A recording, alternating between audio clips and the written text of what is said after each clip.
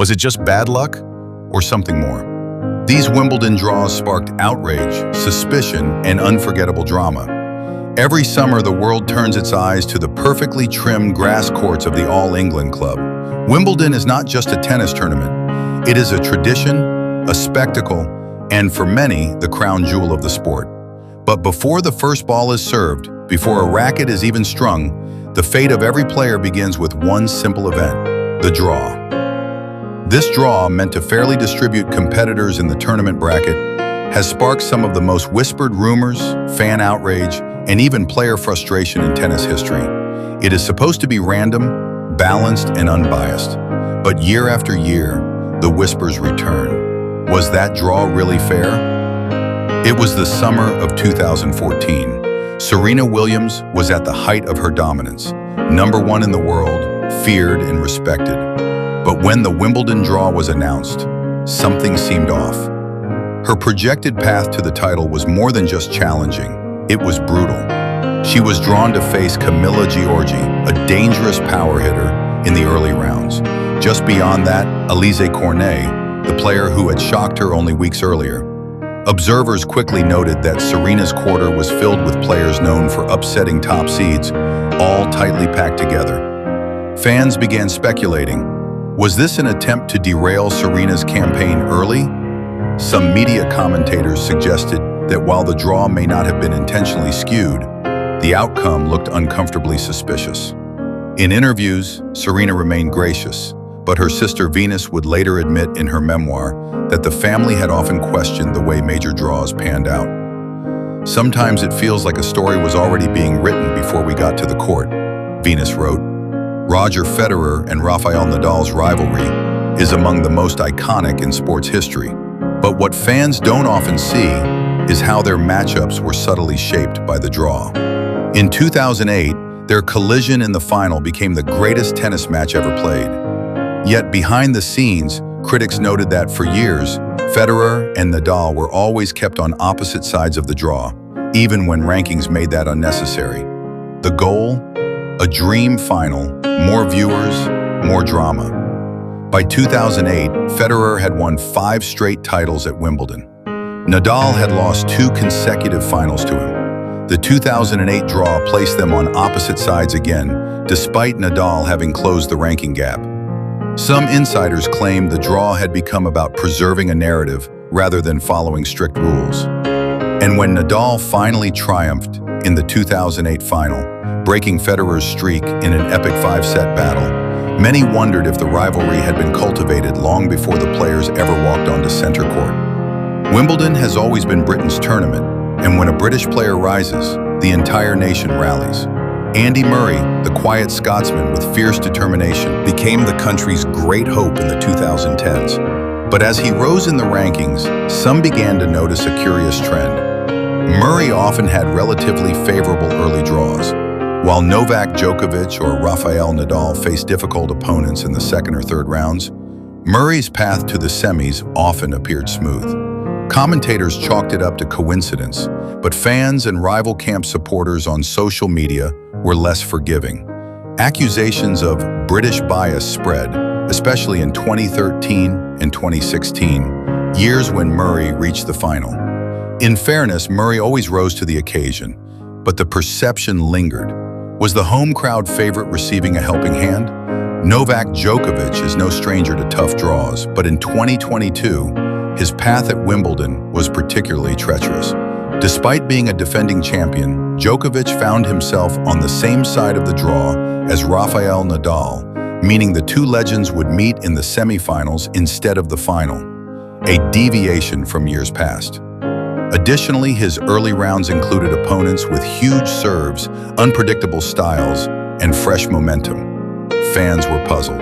Djokovic, often seen as the villain by British crowds, appeared to be dealt a harder path than his top seed peers.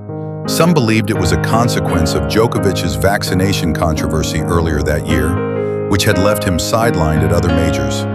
Was the draw subtly punishing him, or was it just misfortune? Regardless, Djokovic battled through and lifted the trophy, but questions about favoritism, politics, and media pressure resurfaced once more. By 2019, Roger Federer was in the twilight of his career. At 37, every Grand Slam was possibly his last shot. But when the Wimbledon draw was released that year, tennis fans were stunned. Federer's section of the draw appeared unusually light. He avoided many big names until the semis. In contrast, Nadal's side was loaded with rising stars and experienced contenders. Social media exploded. Is Wimbledon trying to give Federer one last shot at glory? His graceful style and massive popularity made him the poster boy of the tournament. Some saw it as poetic, others saw it as manipulative. Federer played beautifully that fortnight, until he met Djokovic in the final, a match that went down to the wire. To understand the controversy, we need to understand the process. The Wimbledon draw is done through a combination of rules, seeding systems, and manual adjustments. Unlike other Grand Slams, Wimbledon uses a unique seeding formula that considers recent grass court performance, not just ATP/WTA rankings. While this system makes sense in theory, it also opens the door to subjective decisions. Wildcards, injury-protected rankings, and late withdrawals can also influence the final bracket. The actual draw ceremony is not always open to the public, and that lack of transparency has long fueled conspiracy theories. Over the years, several players and coaches have voiced concerns. I just don't get how these things line up sometimes. It's always the same pattern. Anonymous top 10 player. We prepare for anything, but when the draw feels stacked against you, it's tough. ATP coach. While no one has ever accused Wimbledon of outright rigging, the lack of randomness has drawn heavy criticism. Even retired players like Andy Roddick and Boris Becker have hinted at favoritism in seeding and draw placement. Media plays a crucial role. A Federer versus Nadal final is more marketable than a battle between unknowns. Broadcasters, sponsors, and global audiences subtly shape the narrative. When the draw serves those storylines, fans become suspicious, especially when underdogs are buried under giants in round one. Tennis is, after all, both sport and business. One of the most dramatic what-ifs came in 2011. If the draw had been slightly different, Federer would have faced Djokovic in the quarters and Nadal in the semis. But because of how rankings and Wimbledon's formula lined up, the order changed. Djokovic eventually won the tournament, but fans speculated endlessly, what if the draw had been reversed? Sometimes, a champion's path is decided long before they hit their first shot. Wimbledon prides itself on tradition, but in an age of digital scrutiny, that tradition can seem secretive. Fans are demanding more transparency, live-stream draw ceremonies, clearer explanations of the seeding formula, and consistency in applying rules. Only then, perhaps, can the rumors fade.